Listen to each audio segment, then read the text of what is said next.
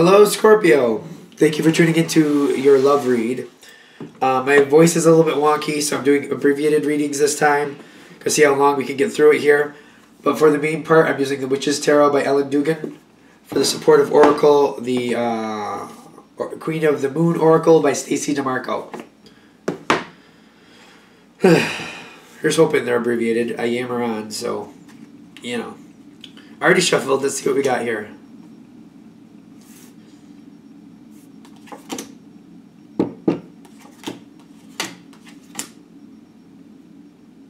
Okay. I want this bottom card. Ten of Wands. Ten of Wands is a stress card, but especially in this deck, that person is carrying all tens successfully. It's just a very heavy load, but they're successfully carrying them, and they look like they're going to make it to their destination, but it's a lot of work to do it. It's not easy. Okay, your partner's holding something back. Hold on. Your partner is holding something back, is what I'm getting. I don't feel like what they're holding back is like a disappointment on their side. They have the Five of Pentacles here, which if I can, hopefully you can see it. There you go.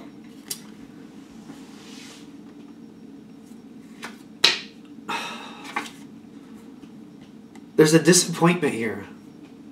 Like they failed at something. I feel like they didn't do something well and it failed. Something went south. It didn't go well. It did not go well. It just went, it didn't work.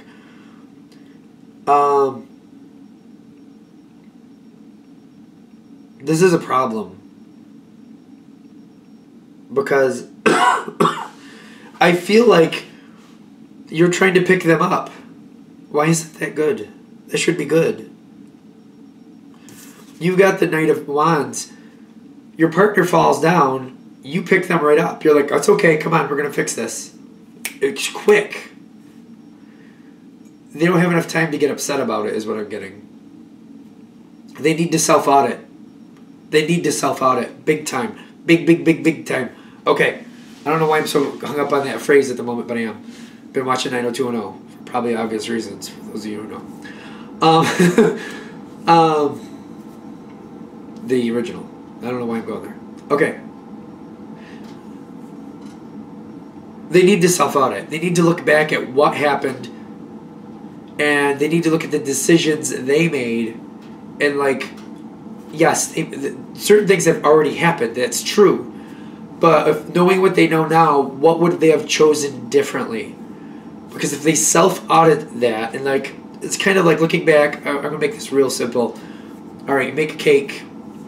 I used fake eggs, or like, whatever. Let's say I used fake eggs for the cake. And these fake eggs, it was just, the cake turned into rubber. You could drop on the floor, it would bounce back up onto the counter. It was just turned into rubber. It was disgusting. Not edible, horrible. Instead of going, oh, I made a big blunder, blah, blah, blah. Just going back and being like, what did you do differently that you shouldn't have done? Well, you obviously shouldn't have got the fake eggs. Okay, what else did you put in there? Because it's almost like saying, all right, they're blaming everything on one situation. Oh, I made this decision. I got the fake eggs, and it turned it into basically rubber, and it would bounce off the floor if you hit it. If you threw it on the floor, it would bounce back up onto the counter. It's that rubbery. It's ridiculous.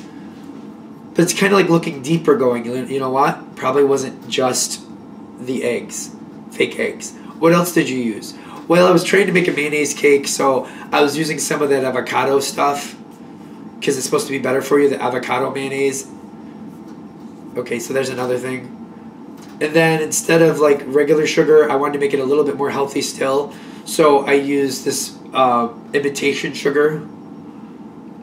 So like I think most of you are catching on to what I'm saying. It's not one thing. It's like they're blaming the situation on one bad decision. There's a few. There's a few. They need to self-audit it. And they need to be empowered to look at it honestly without being like, just like, what decisions did you make? Do you think that helped making it into a piece of rubber? Like, you know, do you think you know, not only getting the fake eggs, but maybe the avocado mayonnaise for a mayonnaise cake, the fake sugar or the imitation sugar, whatever you want to call it. Yeah, and I used powdered milk too. I didn't use milk. Wait, it's kind of like, well, what else did you what did you do that was normal? Not for nothing, but like as you keep going down the list, I feel like you're gonna find like a few things that were not right. If they just look at the overview, like, oh, I just shouldn't have got the eggs, they're gonna make the same mistake again, just not the same way, because there's a lot of problems here, a lot of mistakes they've made. This five of Pentacles is saying there's a lot lacking here. A lot has to be rethought. A lot has to be done differently. A lot. Now, you coming in quickly, fixing it, it's almost like you're like, all right, well, we can't use that bouncy ball for dessert. Get rid of that. I'll just get something, or I'll just make something myself. I'll just do it because you know how to do it and you're good at it. Scorpio's pretty talented. I don't know if it's with every Scorpio, but I swear the Scorpios I come across, they seem to be good at a lot of things. I don't know what that's about. Is that with your sign? Because I didn't know it. I swear to God. Comment below. Let me know. Is that true? Because I'm seeing that, just like I'm seeing like, oh well, then I'll just put it together. Oh, boom, there we go. Is that true for Scorpio? Are y'all just usually talented at a lot of things? I mean, seriously. I know a few of them, and they seem to be. I've never put the 2 and 2 together on that before. See, don't just fix it for them. Help them go through it. Walk through the situation and try not to cringe. Try not to snap at them. Kind of like, what do you mean you used powdered milk? What's wrong with you? What do you mean you used imitation sugar? Why would you do that? What type of imitation sugar did you use? Splenda. Oh, alright. But still. Because when I'm getting here, they don't want you to know what they did wrong. Because they know you're going to know what went wrong. They know you're going to be able to point out every little mistake and be like, what is wrong with you? I don't know if it's really going to come off that way. I know it's a general reading, but that's how it feels. Like you're kind of like, they're afraid to tell you what they really did because they know you're going to be like, what's wrong with you? Why would you do that? Why? You're using fake eggs, avocado mayonnaise, imitation sugar, and powdered milk? What? Why? Like, why? Seriously, why?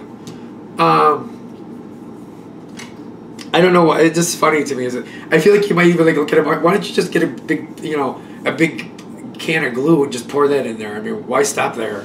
Like, seriously, I feel like when you're hearing them tell you what they did, you're just kind of like, why would you think that would work? I feel that energy coming off you. Like, why would you think that would work? If you could get them to audit this and help them through this, do your best not to cringe. It makes me laugh every time because I feel you hearing some of this stuff and you have to fight your eyes not rolling in your head like, why? Why? Just why?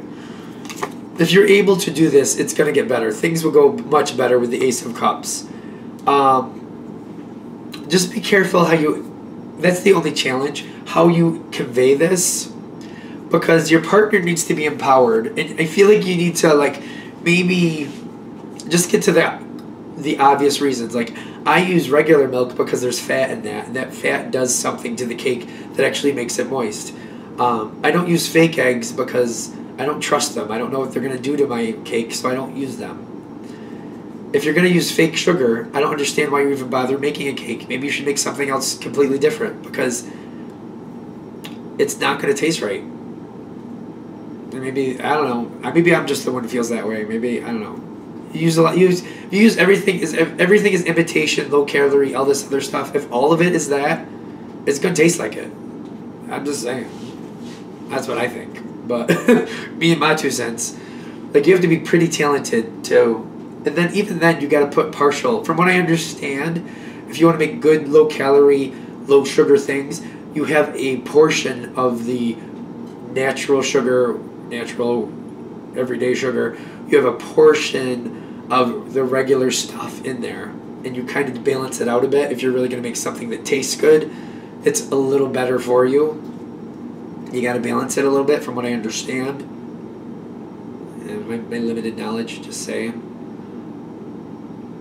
Because if you help them, they're going to realize they made some really, like, it's almost like they went overboard trying to make a normal recipe, like a normal cake recipe, and they changed everything to healthy ingredients. Instead of, bleached flour, they're using, like, whole wheat flour. Instead of sugar, they're using imitation sugar. Instead of milk, they're using powdered milk. They're using all these things, thinking they're making a more healthier thing. They're changing everything, and it's just way overboard. Way overboard. And it's almost like a drastic, like, they barely know how to make it the right way, and then they're messing with it, and it's just not working. And I feel like you kind of have to encourage them to, like, okay, if you want to try one thing or two things if you want to try one thing, like, you know what, you can try the powdered milk, I guess. I really think that's going to go bad for you. But if you do that, let that be the only thing you try and see how that comes out. How does it affect the whole thing? And if it does go well, then maybe next time try one more ingredient and see how that turns out. But, like, I feel like you have to coach them, kind of like, listen, when you're changing things, you don't want to go hog wild. You want to, like, test things. Go slowly. See if it works. See if it doesn't work. As long as you don't just pick them up and fix it and move on, this should go better. If you just pick it up, fix it, and move on, you're going to have this again. It's going to keep happening because they're going to do it again. There needs to be that self-audit for them. They need to be looking back at all their decisions, the decisions they made, and where those decisions got them. And just, like, not only go through the main one, like, well, I did that. What else did you do? What other choices did you make? Were you happy with that choice? Were you happy with that choice? If they self-audit it, they'll be better. I feel like you got to coach them and help them through this. Your natural instinct is just going to be to pick them up and help them, which you'll probably do anyway. But getting them to self-audit while you do that, that'll make things go better in the future. All right. That's what we have for Scorpio and relationships. My abbreviated reading, huh? 12 minutes? I don't know if that's very much abbreviated, but there you go. What do we have for single Scorpios?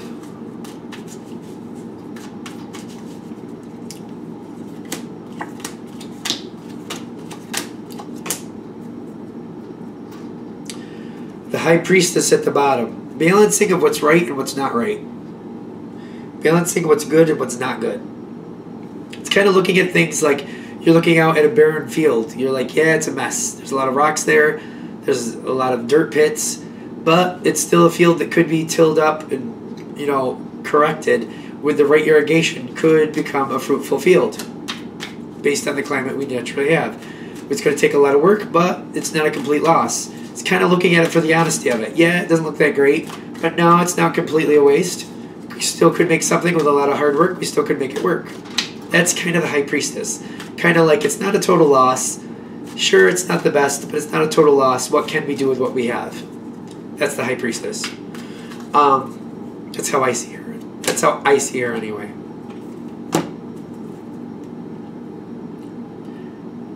Assessing. Assessing at the bottom, which goes along with the High Priestess, in my opinion. She has to assess what she's dealing with to decide what she will do. She's like, all right, you know what, this room is like, the walls got big holes in them. It's not the best. We can cover those holes for now. We'll have to fix them later. We can do this with that. We can clean this up. We can get some cleaning supplies and make that look better. We can, repaint this. We can afford to repaint that. Maybe we can't afford to fix the wall right now, but we can cover it and we can clean up these other things, and we can afford the paint to paint this over here so it doesn't look that bad. Again, it's a situation that's not perfect, but the High Priestess is like, this is what we got. This is what we can do. Here's what we're going to do, and implements the changes. That room analogy especially is good. It's kind of like there's a hole in the wall. We don't have enough money to fix that right now. But we can cover it, and we can paint this other one, and we can get the cleaning supplies to make everything else look nice. So it can be usable for now, and we'll just have to keep going forward until we can afford to have that fixed, and then we'll have that fixed when we can afford it. Okay, good? All right. Now, that's the overall energy here.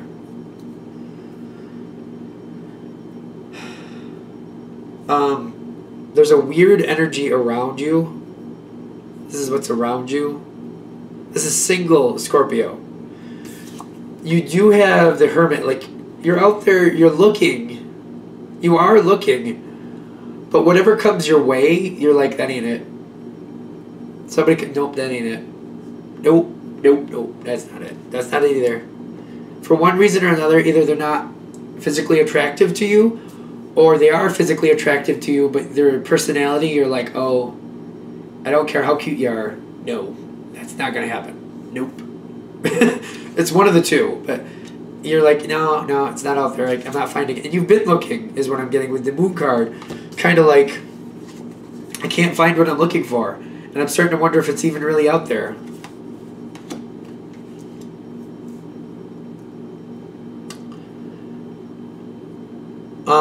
Somebody, I don't know if this is good or bad, so let's pick it up.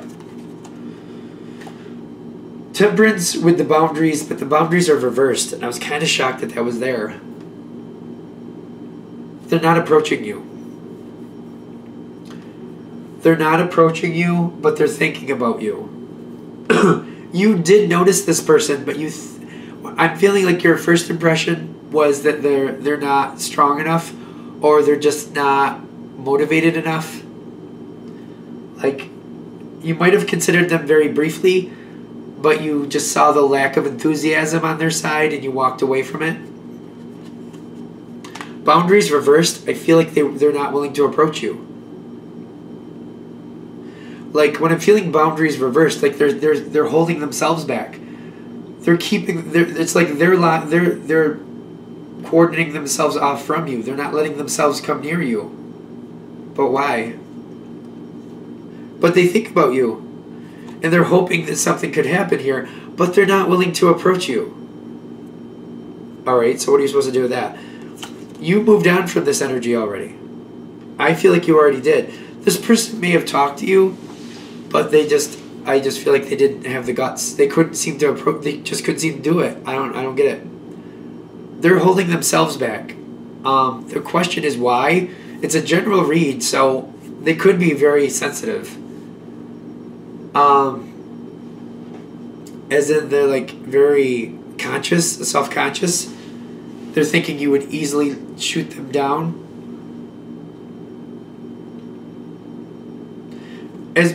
Alright, so how are you getting here is my question. You've got the Knight of Cups with the surrender. The Knight of Cups is like, that's good love energy. That's good love start. That's a very passionate start. How do you get this to happen if this person is blocking themselves? They're blocking them. They're blocking the situation. You're not even doing it. They are. How are you supposed to overcome that? I feel like they need to realize there's a chance.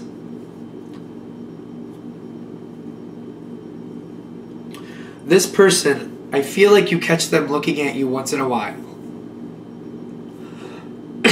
You do catch them looking at you once in a while. I feel like the next time this happens, if this reading really does click with you, the next time this person, you catch this person kind of looking at you, and then they kind of mouse away, it's going to click that that's the one. This can be a great thing. If you're okay being the leader, you pretty much just have to you got to approach them. You got to get them talking. I don't know how that sounds. I feel weird about that. Like, seems like it's weird to me. It's a very shy energy. It is a very shy energy, but it's a very loyal energy at the same time. Because I know there's people, I have heard this from other people, and I can't say anything against it. If that's how you feel, that's how you feel. Like, if they're not strong enough to approach me, why would I bother? Like, that doesn't sound like the type of person I want to be with. And if that's how you feel, then that's how you feel. Move on. Don't worry about it. Just move on from this reading. Don't worry about it. For those of you that are more concerned about loyalty, somebody sticking with you, somebody you know you can depend on, this is one of those people. They may be a bit shy, yes. You may have to coax them out of their shell. You might have to boost up their ego so they can get the guts to say something to you. But when you get them, the passion is there. The chemistry is there. The loyalty is there. Because I know for some people, that's the biggest thing. Loyalty. You want loyalty. You want somebody you know at the end of the day they're going to be there. When you need somebody, they're going to be there to help you. When it comes to the shyness, They're not going to be shy when it comes to actually you need somebody to help pick you up. They will help pick you up. You know what I mean? They're not shy about that. They're just shy about approaching you because they like you and they're afraid you're going to knock them down or shoot them down. Real or imagined, that's the energy I'm getting. If you go with this one, if you get this one, if you coax this one out of their shell, you get the Ten of Pentacles. Somebody you can rely on. Somebody who will be there for you. Somebody that will stick by you through thick and thin. Thick and thin. Because they're hard to get. It's hard to get them into a love situation. But they know that. And when they have a loving situation, when they're connected with somebody in a romantic way, for them, it's a hard place to get to. It's hard for them to get that connection to actually happen. And they have chemistry with you, so much chemistry that they will fight to keep it. They'll be extremely loyal to you. They will do all the work necessary to make this relationship work, if it becomes that. So it's worth it. To me, it feels worth it. All right, I think we're there. Thank you for watching. I hope that helped. If you'd like a direct reading from me, shoot me an email, jamesforastral@gmail.com. That's James, the number 4, astral@gmail.com. Thank you.